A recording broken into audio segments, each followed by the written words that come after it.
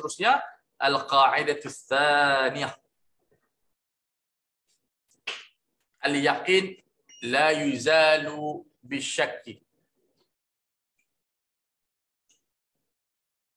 Ada siapa tanya tak? Assalamualaikum Ustaz.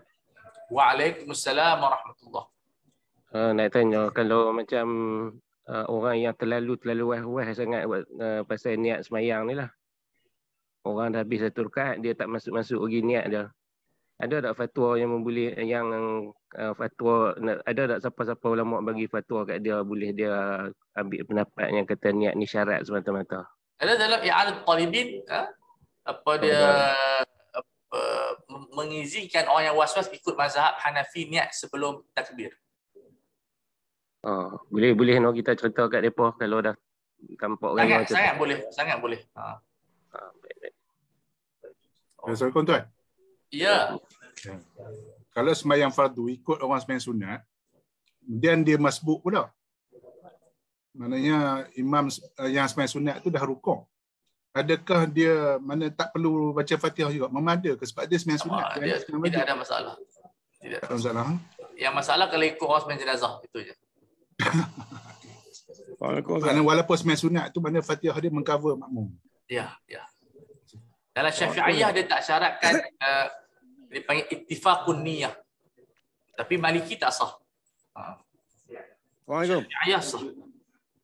Tak nak Jelas Waalaikumsalam. Waalaikumsalam. Ni syarat kita nak macam dengan air semayang tak ni kita nak pergi ke mazhab lain daripada mazhab Imam Syafi'i. Dia nak kena reti ke semua cara syarat sah batal apa semua tu. Kan pakai niat gitu ya. Dia tahu sikit ya, makna dia tahu ala sabil darurah. Dia tak perlu tahu dalil, dia tahu cara arkan dia lah. Makna dia bila Hanafi dia sapu 1/4 kepala. Itulah. Tak banyak cara batal, cara syarat batal tak tahu pun tak apalah.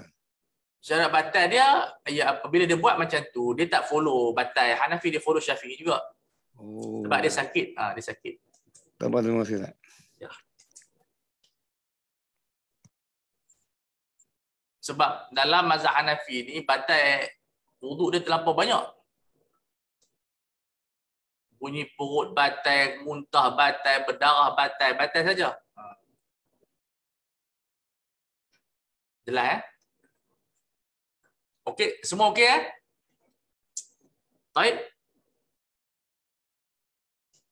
Kemudian kaedah yang kedua, sabit dengan yakin. Hutang kita ada hutang.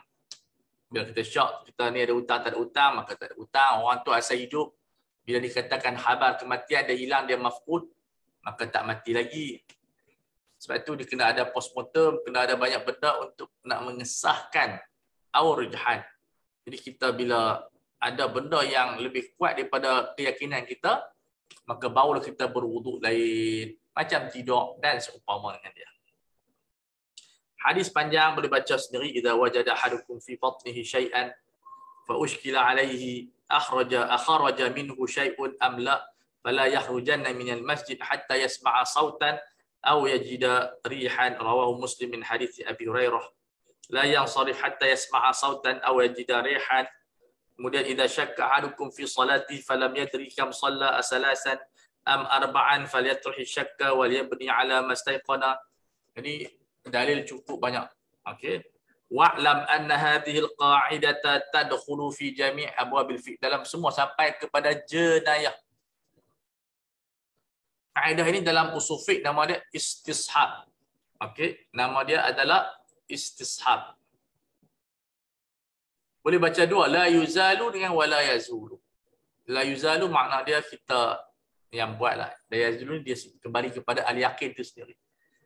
So la yuzalu ni dia buang fa'il dia. Dia jadi mabni lil majhul. Wal masailul mukharrajat al-mukharrajati 'alayha tablughu 3/4 3/4 fiqh wa akthar. فلنذكر منها جملة صالحة فنقول يندرج هذه القاعدة عدة قواعد. Dia ada tafri' dia lagi.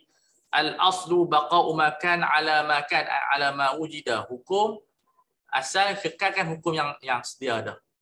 So dalam mahkamah banyak menggunakan kaedah ini, kekalkan orang tu tidak bersalah. Bila kita tak menyatakan kesalahan seseorang, dia itu dibebaskan, namanya ialah al-aslu baqa'u ala ma kan. Jadi ma wujida ala ma wujida. Ai al-ussu wal mi'yaru fil umur mutaakhirah an tubna ala al-umuri mutaqaddimah. So wuduk kita sekarang ni dibina di atas wuduk yang kita ambil tadi. Jelas Wa min amsilati dzalika man tayaqqana at-taharata wa syakka fil hadathi fahuwa ala mutatahhirin, fahuwa mutatahhirun. So siapa kita yakin kita ambil wuduk tadi, kemudian kita syak adakah batal sebab lama sangat, hukum dia masih kekal, fahuwa mutatahhirun. Au tayaqqana al-hadatsa, kita yakin kita hadas, kita dah masuk bilik air, tak ambil wuduk, kita syak tadi, kami tak ambil. Wa syakka fi at-tahara ay fi al-wudu fahuwa muhdithun. Maka kita masih lagi berhadas. Begitulah seterusnya. Wa min dzalika 'adamun naqdi bimasil khuntha aw lam sihi. Aw lam sihi, iaitu apa kita ni syak sentuh khunsa, sebab khunsa tak tahu dia ni sifat lelaki ke perempuan. Kemungkinan dia perempuan, kemungkinan dia lelaki. Sebab kita sentuh dia tak batal. Wa minha ahrama bil umrah thumma bil hajj wa syakka hal kana ihrami bil hajj qabla tawafiha fayakunu sahihan aw ba'dahu fayakunu batilan hukma bi sihhati. So seseorang itu berihram dengan umrah, kemudian dia niat masukkan niat haji semula, dia syak adakah ihramnya itu dengan haji itu sebelum tawaf, sebab masa umrah dia buat tawaf dah ataupun tidak. Okey, sebab kalau dia haji, yang pertama kena apa dulu? Wukuf di Arafah. Kemudian baru kita buat tawaf. So dia syak, yang mana nak buat dulu, maka kita hukum sebagai sah. Ambil hukum yang umrah itu. So ini dipanggil apa? Untuk kita tasih al-amal. Tasih al-amal. Ahrama bil hajj wa syakka hal kana fi ashhuril haji atau qablaha kana hajjan. Dia ni haji, dia fikir, aku niat itu bulan haji ke bulan bukan haji? Kita kata sah lah. Sebab syak tidak mengganggu. Ini jangan berlaku lah. Sekarang ni sebab pengurusan pi ramai-ramai macam itu, kalau terlupa, masalah lah. Ini kalau pi individu lah. Baik. Akala akhiral lail, dia makan lewat malam. Wa syakka fi tulu'il fajri, dia syak. Tadi masa aku makan tadi dah subuh ke? Hukum dia sah. Sebab al-aslu baqa'ul lail. Di sebaliknya tidak tidak boleh ataupun batal puasanya. Dia makan buka puasa, dia ragu. Masa aku buka puasa tadi maghrib lagi. Tak sah, batal puasa dia. Sebab apa? Al-aslu baqa'un nahar. Hukum asal pada siang, kekal siang tersebut. Jelas Kalau malam sah, kalau siang batal. Sebab itu berlaku dulu di Kelantan tahun berapa, 3 tempat terlepas. Radio tersilap pasang awal 5 minit sebelum azan maghrib. Maka mufti mereka fatwakan kena qadha balik. Sebab inilah. Al-aslu baqa'un nahar. So, sebab itu kata dalam Imam Nawawi dalam Minhaj dia sebut apa? Ataupun dalam kitab Iqna' inda tahaqquqil ghurub. Mesti kita pastikan tenggelam matahari itu secara yakin. Ini kita pergi ambil azan TV. Azan TV itu bukan satu indikator kita lah, petunjuk kepada kita. Jadi kena berhati-hati. Kalau azan TV itu kita lewatkanlah sikit. Duk cerah-cerah terang-nerang, duk buka awal sangat. So ini yang pentingnya ilmu. Sebab buat apa kita kalut makan kalau puasa kita tu terbatal. Baik kita rehat saat dalam seminit. Sebab kita tak ada ilmu falak. Tambah-tambah kalau kita duduk di kondo, kawasan yang tinggi, sudah tentu maghrib tu agak lewat sedikit. Baik. Qa'idah wa minha qa'idah al-aslu bara'atu dhimmah 52. So ini contoh-contoh tak boleh baca sendirilah. So kalau seseorang itu didakwa ada hutang dan sebagainya, tak ada pembuktian, tak ada resit, tak ada invoice, tak ada apa-apa pembuktian, hukumnya tidak ada apa-apa tanggungjawab. Sebab tu sekarang ni orang ada rekod, ada invoice, ada resit. Resit tu masuk pengesahan sudah berlakunya jual beli ataupun barang tu sudah diterima. Kalau kita tak ada penipuan tak apa zaman tu, sebab tu sekarang ni dia tidaklah menjadi syarat tapi dia penyempurna kepada jual beli. Lepas tu kita simpan resit, nanti kalau berlaku kegaduhan tak ada resit susah juga.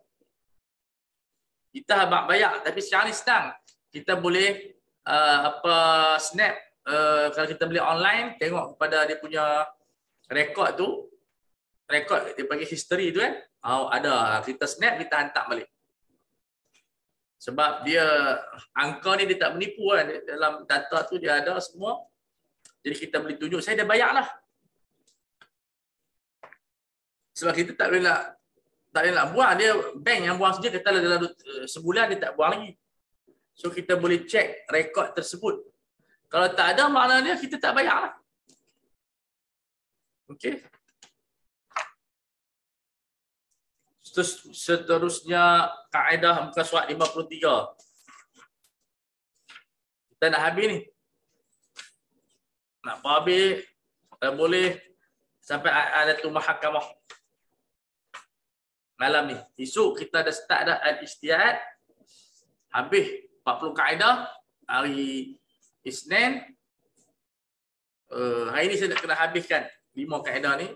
Isnin kita baca, kalau sempat 15 tu kita baca laju lah insyaAllah. Baik. 53. Man syakka hal fa'ala syai'an. Dia ragu. Dia buat tak buat? 3 Aula fal aslu annahu lam yaf'alhu. Dia tak buat lagi. Ni kata ada rekod lah. Kalau ada rekod tak ada masalah. Okey. Jadi ni banyak kes dalam sembahyang, dalam sembahyang banyak talak, hutang. Yang menarik hutang. Muka surat 54. Ini menarik kita baca. Wa minha alaihi dainun. Dia ada hutang. Wa syakka fi qadri. Dia ragu. Apa dia hutang? Ini ramai orang tanya ni. Lazimahu ikhrajul qadril mutayaqqin. Ataupun mutayaqqin. Dia kena bayar yang dia yakin. Kalau dia ragu, RM20 ke RM30? Bayar yang RM30. Sebab RM30 itu confirm. RM20 ni masih ragu lagi. Baik. Qa'idah al-aslu al-adam. Ini dia kata hukum asal kita tak ada tanggungjawab. Maknanya kita sekarang ni kalau ada apa-apa pendakwaan, kita kena bayar apa-apa. Selagi tak ada pembuktian, kita bertanggungjawab ke atas kes tersebut, kita tak kena bayar. Ini kes suami isteri lah. Suami isteri, dia nak kata suami dia tak bagi duit pelancongan. Tak bagi duit pelancongan. Kemudian, ada tak bukti-bukti pelancongan ini satu benda esensial dalam rukun dalam rumah tangga, nafkah. Kalau tak ada pembuktian, mana dia tak boleh claim lah. So benda al-asl al-adam ini kaedah yang kuat. Sekarang ni kerajaan cuba membekukan apa nama dia akaun suami. Itu siasat syar'iah lah. Jadi kena bayar lah. Bila beku tak boleh. Saya pun tak faham sangat dia punya mod dia. Mod dia cara bukuan tu beku terus ke tak boleh bawa keluar. Maknanya kena bincang elok lah. Tapi kalau isteri tak laksanakan tanggungjawab, nak beku macam mana? Ini problem. Jadi kita kena seimbang. Benda tu baguslah. Saya kalau saya tidak menafikan benda ni yang baik, tetapi ada mood yang lebih baik daripada pembekuan sebenarnya. Iaitu pemotongan gaji daripada upfront mula-mula kita kerja tu wajib secara compulsory 10% daripada gaji suami itu masuk ke akaun isteri. Itu lebih baik daripada kita beku. Beku ni dia nak buka balik apa semua. Tapi tak apalah, itu kerajaan dia siasat. Kita tak apalah. Tapi saya punya pandangan ialah kita ambil sistem tentera. Bila kita kata kita dah kerja di satu syarikat ataupun kerajaan, memang daripada awal kita serah borang itu, kita serah sekali akaun isteri kita. Jadi berlaku pemotongan daripada awal. Jadi tak perlu kita freeze. Freeze ni ambil masa. Kena isteri. Kalau isteri tu tak berlaku adil dan sebagainya, dia report tak betul pula, dia ada pro and contra. Sebab hari ni kita baca banyak report laporan palsu Kes Rogol lah, macam-macam. Baru ni ada laporan palsu Kes Rogol. Banyak ke dah laporan palsu ni. So kita bimbang di sana ada laporan-laporan palsu. Suami orang masuk duit, dia kata tak bagi. Jenuh suami tu nak rekod setiap bulan. Jadi kerja pula kita pegang dia pentadbiran. So saya setuju mabda dah, tapi nak tengok dari segi mood pelaksanaan tu macam mana kan. Tapi kalau kita ambil sistem tentera, bagus. Makna dia daripada awal kerja dipotong awal dah. Jadi tak timbul, sebab ini lebih bagus sebab apa? Dia aktif. Yang pembekuan tu pasif. So kalau dari segi sudut governance bagus, dari sudut yang tentera buat. Makna dia kalau kita naik gaji, potong lagi. Sebab 10% kalau gaji 10,000 dia dapat 1,000. Kalau gaji dia 15 dia dapat dekat 2,000 dah. Tambahan bolehlah, tapi itu lebih baik. Sebab tu tentera tak timbul isu sangat sebab memang isteri dia dapat duit setiap bulan. Tak payah gaduh-gaduh freeze lah. So kalau berlaku penceraian pun on macam biasa. Sebab tu kita perlu melihat konsep ni lebih general dan komprehensif. Tapi tak apalah, itu hak kerajaan lah. Oh, Ustaz Ruzani tak terima tu ya, ini tidak adil. Yalah, secara maqasid fitrah rasa pelik lah. Sebab isu ni isu individu. Tapi dia melibatkan negara freeze ni. Saya tak berapa nak nampak relevan dia, tapi tak apa, kerajaan dia ada nampak lain, kita nampak lain. Dan makna dia mereka ada hak, kerajaan ada hak, kita cuma fikir.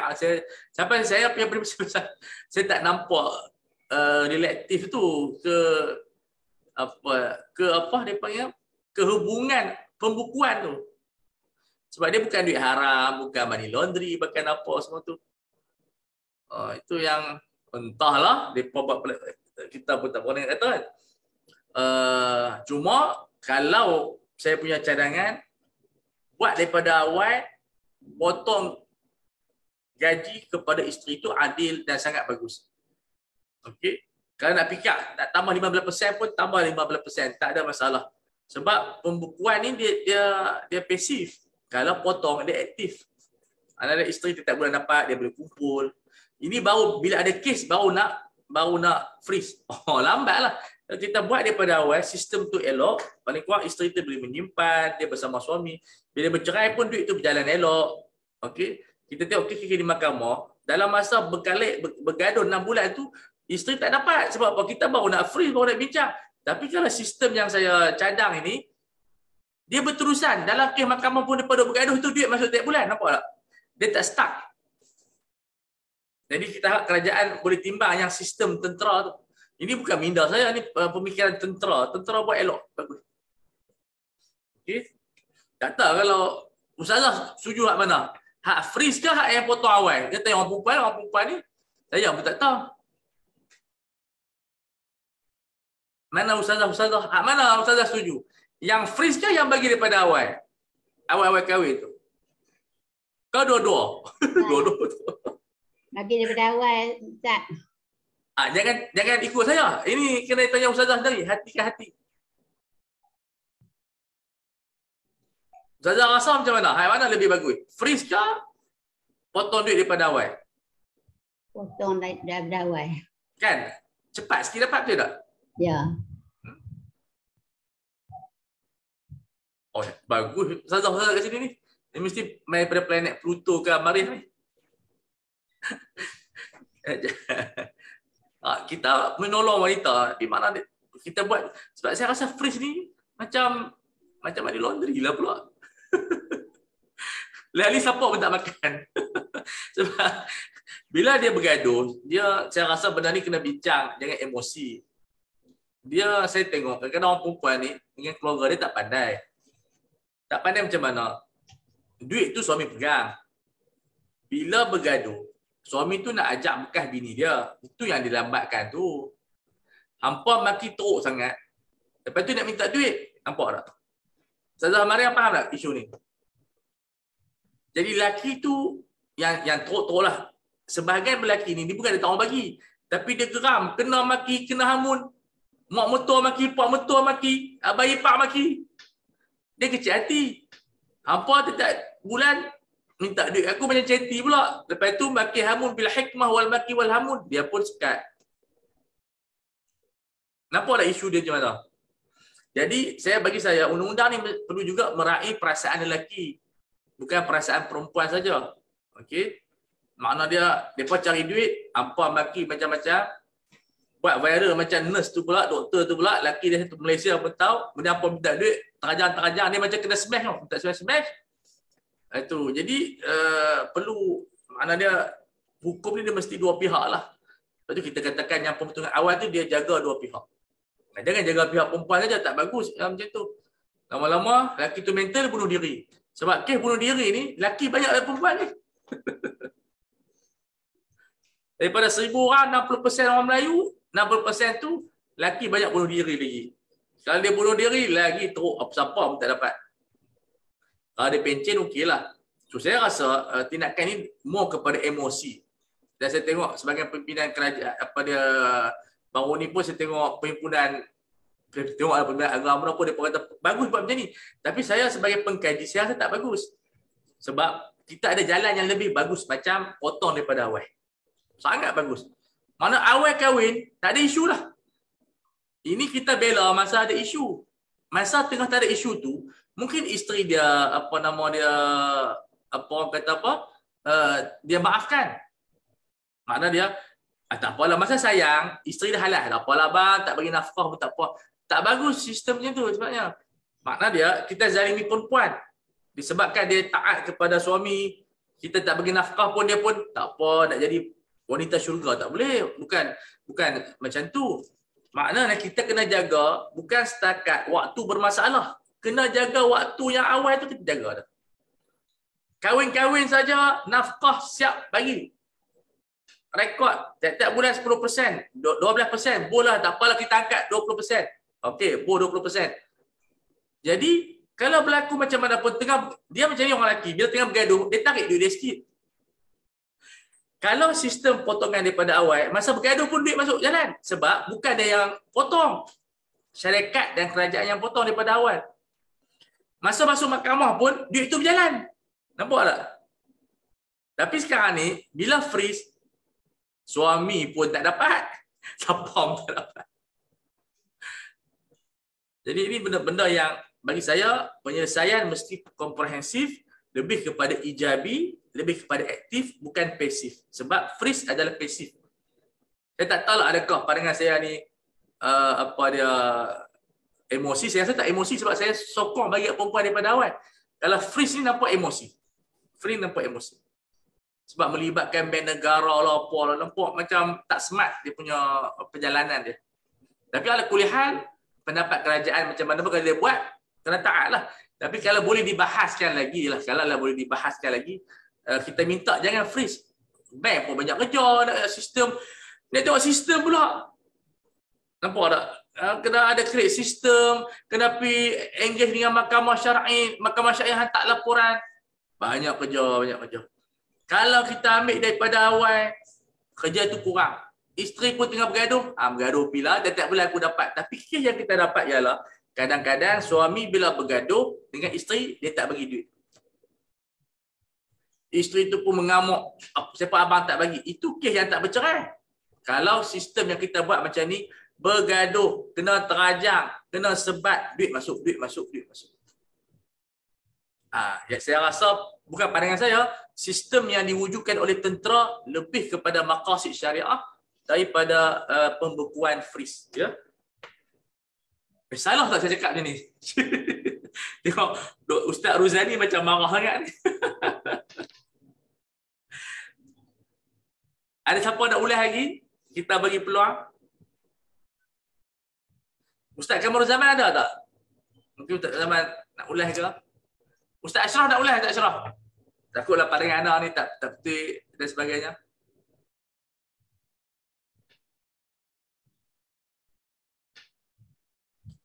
Tak ada siapa nak ulas Ustaz Abu Hanifah?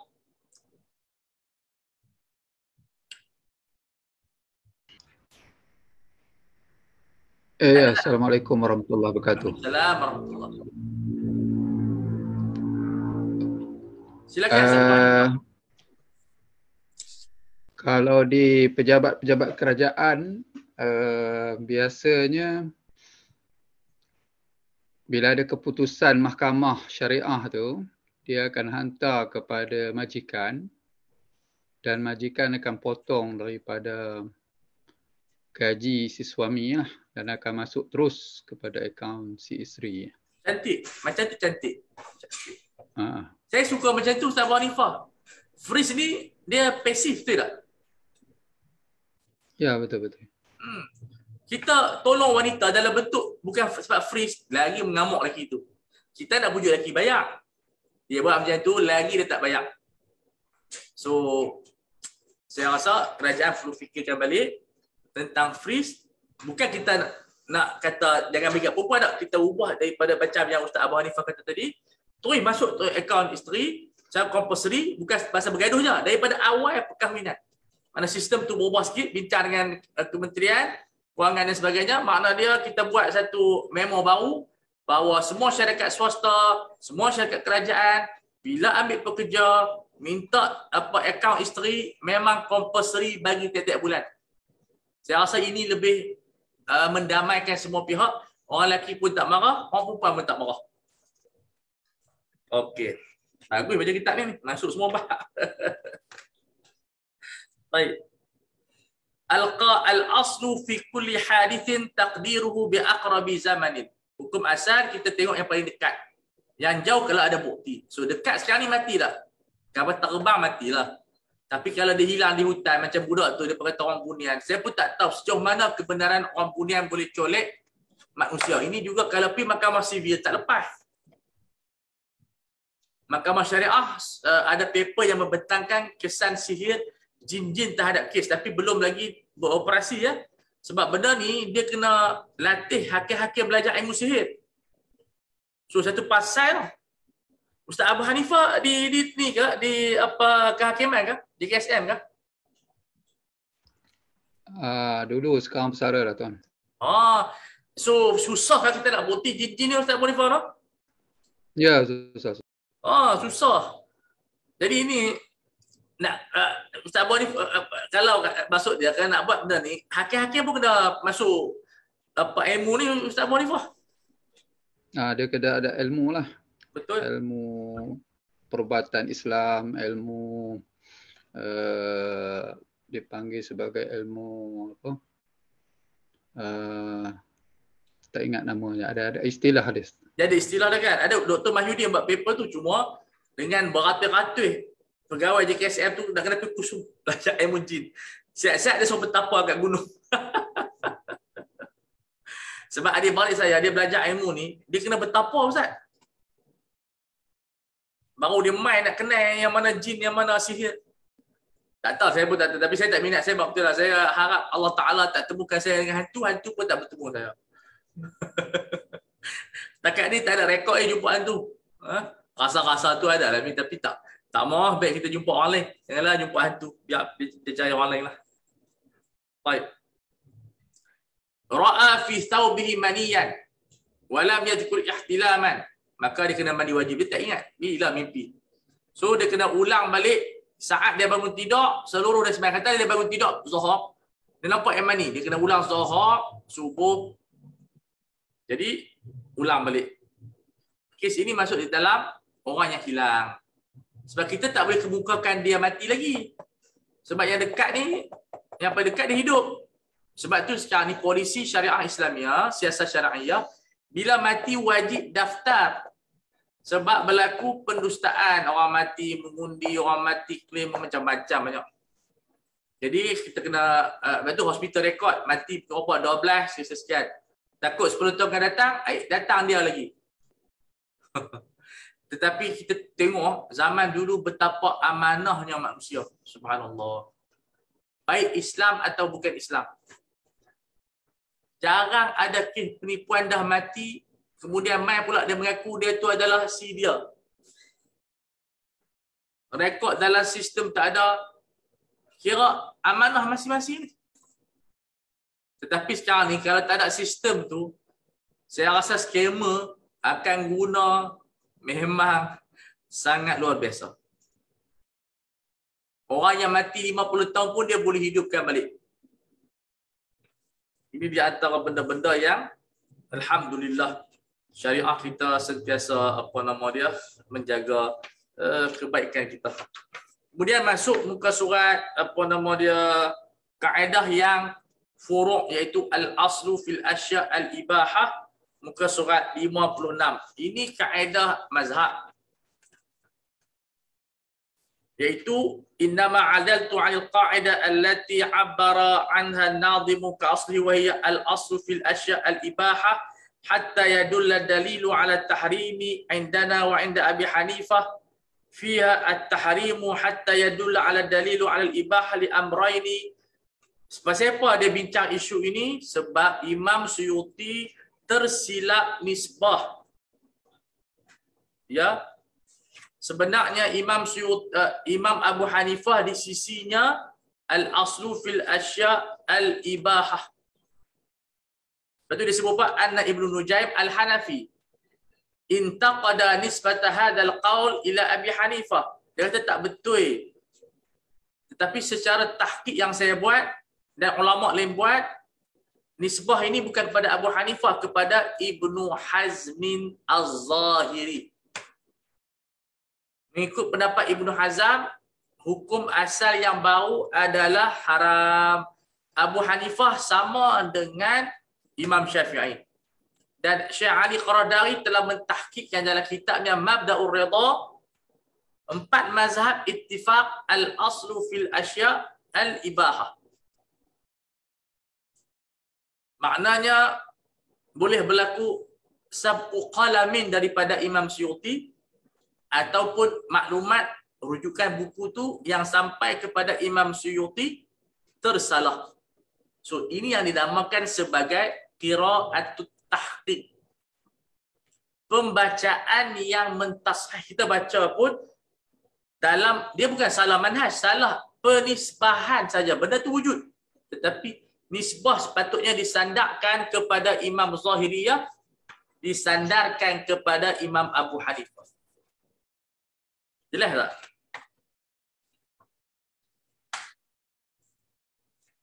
Jelas? Alhamdulillah.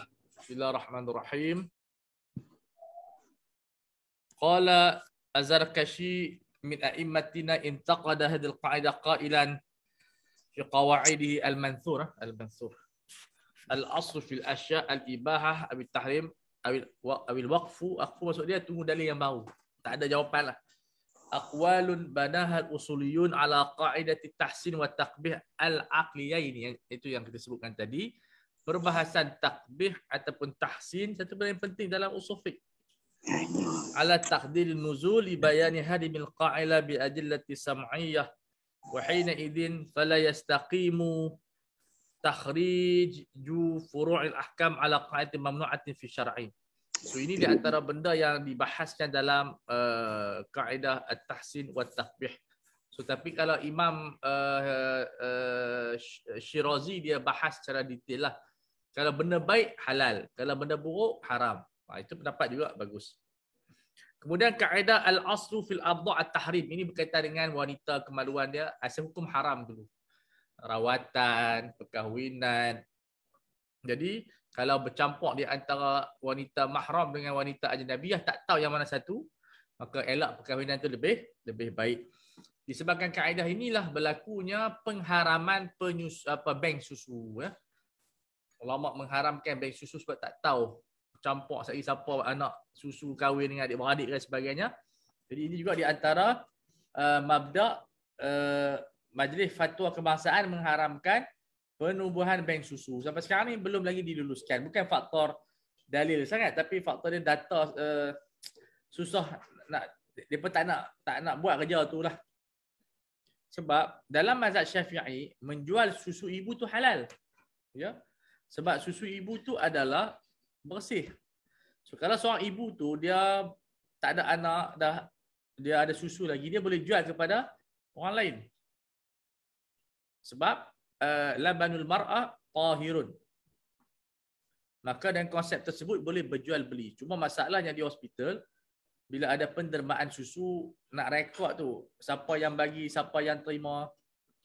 Nah, itu yang bila hospital tak berjaya nak wujudkan sistem lagi, maka keputusannya diharamkan saddan lidzari'ah. Itu kaedah yang dipakai lah. Kaedah yang dipakai. Baik.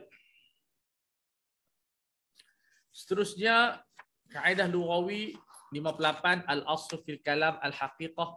Ini masuk di dalam waqaf, dalam sedekah, dalam jual beli. Kita lihat kepada bahasa dulu. Tapi bahasa Arab. Bahasa Arab memang macam ni. Saya cerita secara ringkas je. Tapi kalau bahasa Melayu, tengok kepada uruf. So, uruf yang menentukan. Ini kata ulama, kalau dibawa ke dalam negara Arab lah.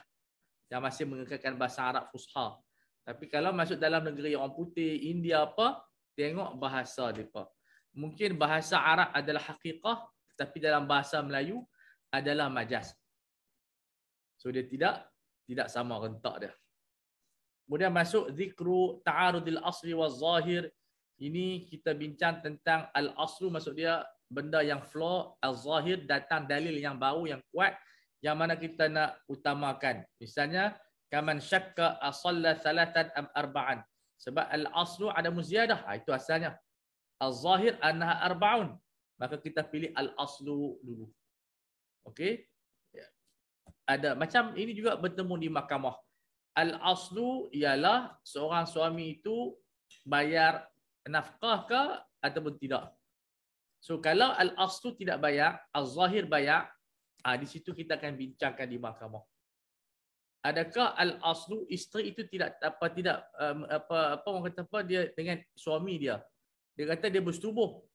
Isteri kata tak bersetubuh ataupun sebaliknya. So kaedah itu masuk dalam kaedah ini juga. Sebab itu di mahkamah bila berlaku pendakwaan, kaedah ini sangat digunakan. Bayar atau tidak bayar. Tapi sekarang ni kita dah ada zahir, iaitu kita ada rekod dalam bank. Elok suami bila nak bagi nafkah kepada isteri, masukkan online. Jangan bagi cash. Sebab bila bagi cash, rekod tak ada, takkan nak berkata resip pula kepada apa nama dia isteri. Pening pula resip pula. So kalau kita masuk dalam account bank, semua ada rekod. Jadi bila isteri nak tipu tak boleh, sebab kita boleh ambil apa nama dia rekod pada statement bank tu, financial statement tu. Kita tengok ni semua ada hakim. Masuk berapa bulan. Sebab di sana juga ada isteri yang menipu. Ya, di samping suami menipu, ada isteri yang menipu. Baik.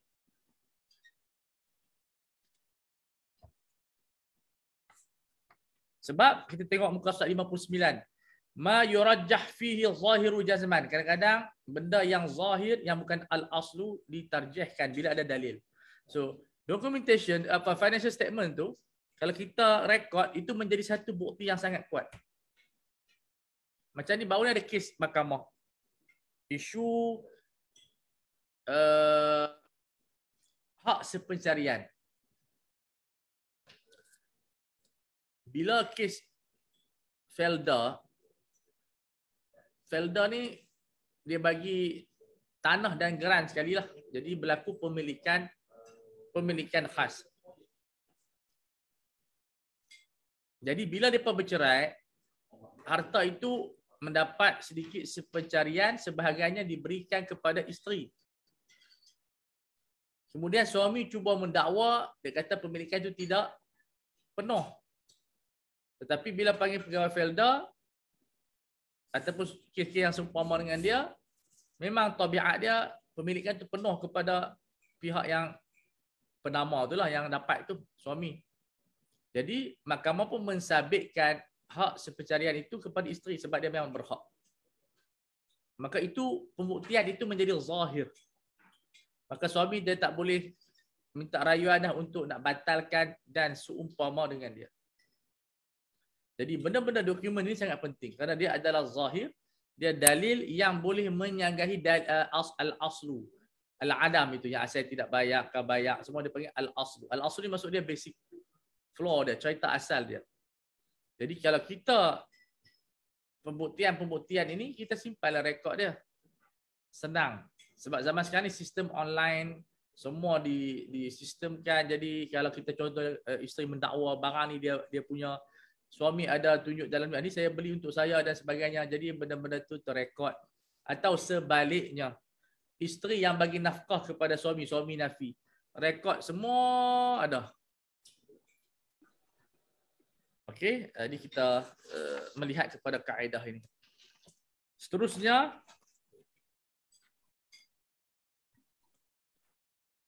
ma yurajjah fihi al-aslu ala asah. Ada bab yang mana kita utamakan al-aslu. Banyaklah. Bab najis, kalau kita tak pasti benda najis tak najis. Macam kita sembahyang di hotel ni, kapet dalam bilik hotel tu, najis ke tak najis? Jadi pegang hukum asalnya, kapet tu bersih. Melainkan kita dapat bukti ada najis atas kapet tersebut. So pembuktian adalah zahir. Hukum asal adalah al-aslu. Sama seperti hutang. Al-aslu kita tidak berhutang. Kemudian orang buat main satu rekod invoice kita tak bayar lagi. Dan ada sign kita. Ada sign kita. Belum ada lagi rekod resit yang menunjukkan hutang itu selesai. Lepas tu kalau kita bayar hutang, resit yang kita bayar hutang semua tu kita simpan lah. Yang ni kalau Haji Ibrahim tahulah. Dia buat semua ni nak claim apa semua tu. Dia masa tak bergaduh tak apa, masa bergaduh tu yang mula penafian tu. Ya.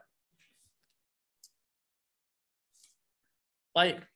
Kemudian kita masuk dalam pembahasan seterusnya.